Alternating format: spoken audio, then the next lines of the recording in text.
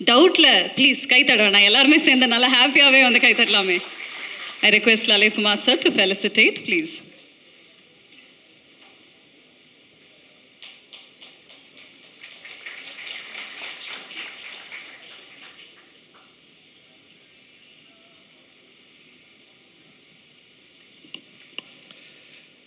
சிறை pre release ஈவெண்ட்டுக்கு வந்திருக்கிற அனைவருக்கும் என்னுடைய மதிய வணக்கம். சிறை படத்தும் நான் போன வாரம் படம் பார்த்தேன். படம் பார்க்கறதுக்கு முன்னாடி லலித்குமார் சாருக்கு நான் ஃபோன் பண்ணேன். சார் இது மாதிரி நீங்கள் ஒரு படம் பண்ணியிருக்கலாமே, அதை பார்க்கணுன்னு. வேறு ஒரு நண்பர் சொன்னார், இப்போ வந்து இந்த படம் ஒன்று பாருங்கள் செல்வமணி, முக்கியமாக நீங்கள் பார்க்க வேண்டிய படம்.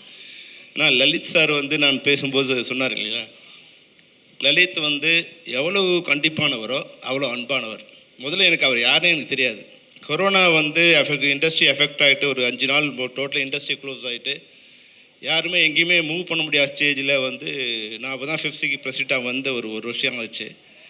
என்ன பண்ணுறதுனே தெரியல. எல்லாரோட ஏன்னா எங்களோட டெய்லி வேஜஸ் வந்து டெய்லி ஒர்க் பண்ணலாம், அவங்களுக்கு மறுநாள் சமைக்கிறது சாப்பாடு இருக்காத மாதிரி தான் இன்றைக்கி இந்த தமிழ் சினிமாவில் ஏறக்குறைய 20,000 தொழிலாளர்கள் அப்படி தான் இருக்காங்க. தொடர்ந்து 5 நாளுக்கு மூடிட்டாங்க. மறுபடியும் எப்போ திறக்க போகிறாங்கன்னே தெரியாத ஒரு ஸ்டேஜில் இருக்கும்போது நான் முதல்ல தானு சார் தான் ஃபோன் பண்ணேன். சார் எதாவது ஹெல்ப் பண்ணும் சார், என்ன வேணும்னாரு, ஒரு அரிசி இருந்தால் போதும் சார் அப்படின்னா. எவ்வளோ வேணும்னாரு, ஒரு 20,000 மூட்டை வேணும் அப்படின்னா. நான் ஒரு 1000 மூட்டை அனுப்பிச்சிடுறேன், நீ அடுத்த ஒருத்தருக்கு ஃபோன் பண்ணு, அவர் உனக்கு ஹெல்ப் பண்ணுவார்னார். அப்புறம் லலித் சார் ஃபோன் பண்ணேன், சார் இது மாதிரி கொஞ்சம் ஹெல்ப் வேணும். உடனே மறுநாள் வந்தார், நேராக ஒரு 10 லட்ச ரூபாய்க்கு வந்து செக் கொடுத்தார். உண்மையிலேயே தமிழ் திரை தயாரிப்பாளர்கள் அன்றைக்கி 10 லட்சங்கிறது எங்களுக்கு பெரிய விஷயம். எங்களை தேடி வந்து நாங்கள் போகாமல் அவரே வந்து செக் கொடுத்தார். அப்போ அவர் எனக்கு பெரிய பழக்கம் இல்லை, படம் மாஸ்டர்னு படம் எடுத்துகிட்டு இருந்தார். அதனால மாஸ்டர்னே நான் கூப்பிட ஆரம்பிச்சிட்டேன். அவர் பேர் என்னெல்லாம் எனக்கு சரியாக ஞாபகம் இல்லை. லலிதா மாஸ்டர்னு தெரியாமல் மாஸ்டர்னே கூப்பிட ஆரம்பிச்சிட்டேன். அதுலேருந்து இன்றைக்கி வரைக்கும் நிறைய தடவை எனக்கு ஃபோன் பண்ணியிருக்காரு. இப்போ சொன்னால் அருண் சொன்னார் இல்லைங்களா, சின்ன சின்ன விஷயத்துக்கு தயாரிப்பாளர்கள் வந்து கற்றுக்க வேண்டிய விஷயத்த வந்து நிறைய வச்சுருக்காரு லலித். என்னென்னா ஜூனியர் ஆர்டிஸ்ட் பேமெண்ட் ஒன்று இருக்கும். சார் என்ன சார் இது இவ்வளோ போட்டிருக்கீங்க, இவ்வளோ அதிகமாக இருக்குது சார், 1.25 கால் ஷீட் போட்டாங்க சார். நான் நினைப்பேன், என்ன மாஸ்டர் படம் எடுக்கிறவங்க இதெல்லாம் உட்காந்து பண்ணிட்டு இருக்காங்களேன்னு. அதனால தான் தொடர்ந்து வந்து படம் எடுக்கிறதுக்கு காரணமே வந்து தயாரிப்பாளர்கள் வந்து சின்ன சின்ன திருதுளி தான் பெருகும். அப்போது அந்த சின்ன ஸ்மால் ட்ராப்ஸ் தான் மேக்ஸ் எ ஓஷன்.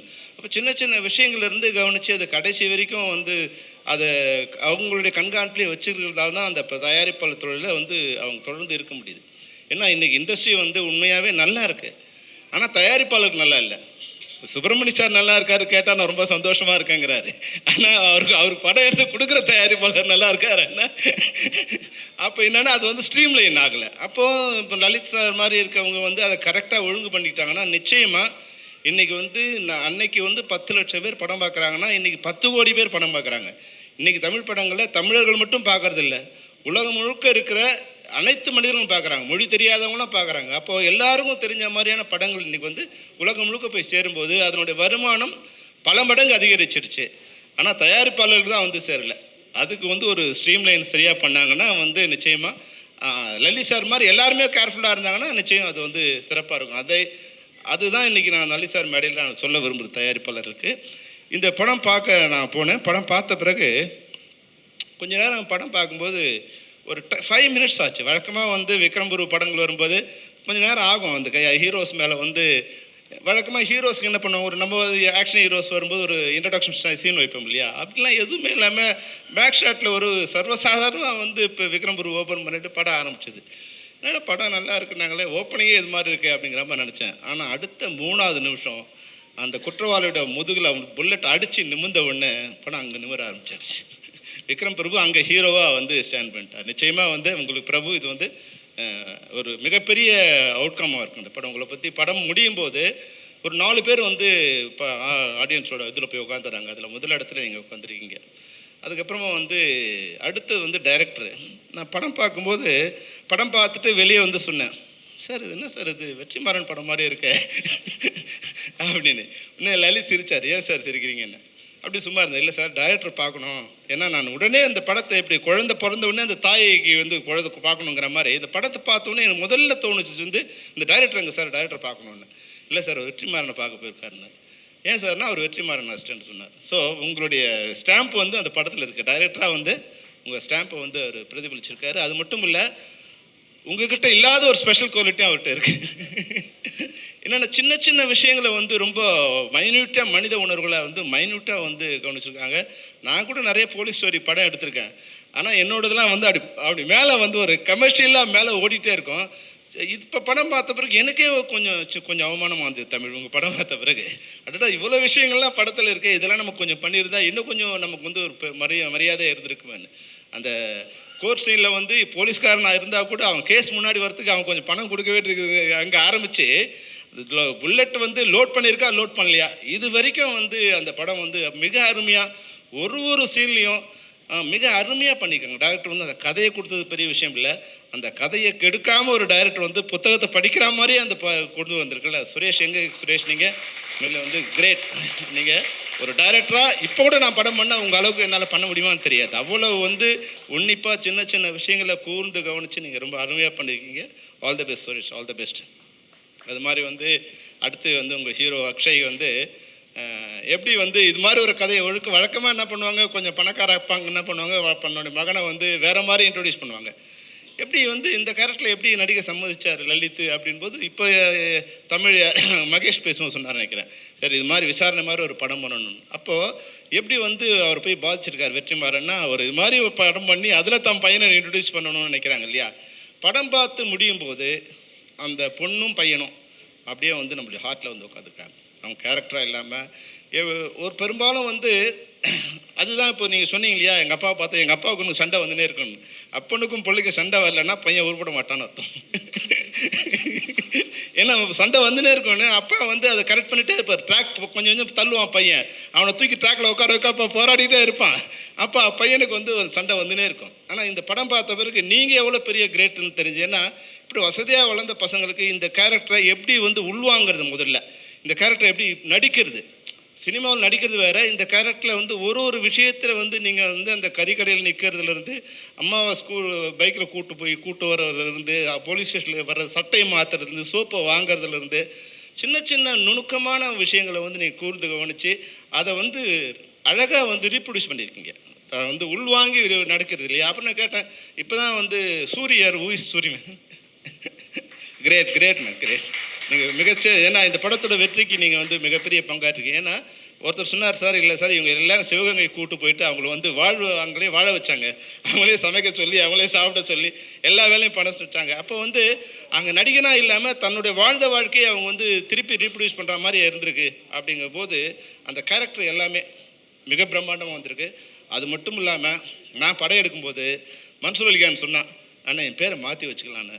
ஏன்டா என்ன இல்லைண்ணே முஸ்லீம் பேராக இருக்குது எல்லாருக்கும். ஆனால் இந்த படம் பார்க்கும்போது இது வந்து முஸ்லீம் மக்கள் அனைவரும் தலையில் தூக்கி கொண்டாட வேண்டிய படமாக இருக்கும். இது வந்து அவங்கள வந்து நிறைய நேரம் நம்ம கூட தெரியும், அந்த மக்களோட உணர்வு தெரியாமல் இருந்திருக்கும். ஏன்னா வந்து ஒருத்தர் ரஞ்சித் சொன்னார், நீ அந்த இடத்துல இருந்து பாடுற வழி அப்போ தான் உனக்கு தெரியணும்னு. நான் கூட சில படங்களில் வந்து முஸ்லீம்ஸை வந்து கொஞ்சம் வில்லனாக காமிச்சிருப்போம். அது என்னென்னா நம்ம அப்படியே பழகிட்டோம் இல்லையா, நம்ம வந்து அது இது முன்னாடி இருந்த இன்ஃப்ளூயன்ஸ் ஆகிருப்போம். ஆனால் இந்த கேரக்டர் வரும்போது அந்த போலீஸ் ஸ்டேஷன் சீன் வந்து இந்திய ஒருமைப்பாட்டுக்கு ஒரு உதாரணமாக அந்த போலீஸ் ஸ்டேஷன் சீன் அமைஞ்சிருக்கு. உண்மையாக வந்து அது நீங்கள் தமிழ் சொல்லியிருந்தாலும் டைரக்டர் எடுத்திருந்தாலும் எனக்கு பார்க்கும்போது உண்மையால் இந்த மதத்தின் பேரால் அரசியல் நடத்துகிறவங்க தூக்கி காலில் திருப்பி அடித்த மாதிரி வந்து ஒரு மிகப்பெரிய ஒரு இது கிடச்சிது. அவ்வளோ அழகான ஆஹா எவ்வளோ சிறந்த மனிதர்கள். இப்போது நான் வந்து சின்ன வயசில் ஸ்கூலில் படிச்சுட்டு இருக்கும்போது எங்கள் ஊரில் ஒரே ஒரு முஸ்லீம் ஃபேமிலி தான் இருக்கும். ஆனால் ரம்ஜான் வரும்போது அவங்க வந்து சமைச்சு எல்லா வீட்டுக்கும் வந்து பிரியாணி அனுப்புவாங்க. அப்போ அவங்க அது இன்னொரு மதமே எங்களுக்கு தெரியாது, அது ஏதோ ஒரு நம்ம சின்ன சின்ன பிரிவில் அது ஒரு பிரிவாக தான் நினச்சிருக்கோம். ஆனால் நாங்கள் இப்போ வரும்போது இப்போ அங்கே போகும்போது பார்த்தீங்கன்னா அந்த சின்ன ஒரு வேறுபாடை இப்போ எங்களால் கண்டுபிடிக்க முடியுது. இப்போ முன்னாடி வந்து அந்த வேறுபாடே இல்லை, ஆனால் இப்போ அந்த வேறுபாடை கண்டுபிடிக்க முடியுது. இதுக்கு சினிமாவை கூட ஒரு காரணமாக இருந்திருக்கும். அது மாதிரி மனக்காயத்தெல்லாம் ஆற்றத்துக்கு இது மாதிரியான படங்கள், இது மாதிரியான கலைஞர்கள், இது மாதிரியான கருத்துள்ள கண்டென்ட் வந்து அந்த அந்த அந்த கலரை மாற்றக்கூடிய வாய்ப்பு இருக்குது இந்த படம். அந்த ஒரு சீனில் மட்டும் இல்லாமல் பின்புலமாகவே வந்து ஒரு ஹீரோ நேமே அதை வச்சுட்டு அதனால் என்னென்ன பிரச்சனை வந்திருக்கு, அதனால் ஆயிரக்கணக்கான பேர் வந்து எப்படி கஷ்டப்படுறாங்க. எங்கேயோ காஷ்மீரில் ஒருத்தன் குண்டு வைக்கிறதால தமிழ்நாட்டில் இருக்கிற ஒரு முஸ்லீம் பேரில் ஒரு கைதி எப்படி பாதிக்கப்படுறாங்கிற அளவுக்கு வந்து மிக ஆழமாக இந்த படம் சொல்லுது. இந்த படம் வந்து யாரும் ப்ரொமோட் பண்ண வேண்டிய அவசியமே இல்லை. நீங்கள் ஃபர்ஸ்ட் படம் நான் வந்து என் பயத்தோடு கேட்டேன் லலித் சார் ஃபோன் பண்ணி, மாஸ்டர் இது சென்சார் பண்ணிட்டீங்களான்னு. ஏன்னா எனக்கு ரொம்ப சந்தேகம் என்னன்னா, இந்த படத்தை சென்சார் பண்ண முடியாது, ஏன்னா சென்சாரெல்லாம் அடி வாங்கினோம் நான், எனக்கு தெரியும் எப்படி சென்சார் அடிச்சிருப்பாங்கன்னு. ஆனால் மாஸ்டர் வந்து அதை கரெக்டாக புத்திசாலித்தனமாக அது ஒரு பெரிய, அதனால தான் அந்த படத்தை அவர் ப்ரொமோட் பண்ணலன்னு நினைக்கிறேன். சென்சார் வாங்குற வரைக்கும் படத்தை ப்ரொமோட் பண்ணலன்னு நினைக்கிறேன்.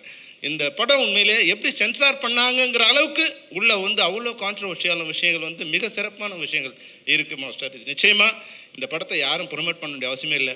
25ஆம் தேதி காலையில் 11 மணிக்கு ஷோ ஓப்பனிங்னா 3 மணிக்கு அதனுடைய இது வந்து எல்லாருமே கொண்டு போய் சேர்த்துருவாங்க. அதனோட வெற்றி வந்து யாரும் தடுக்க முடியாது.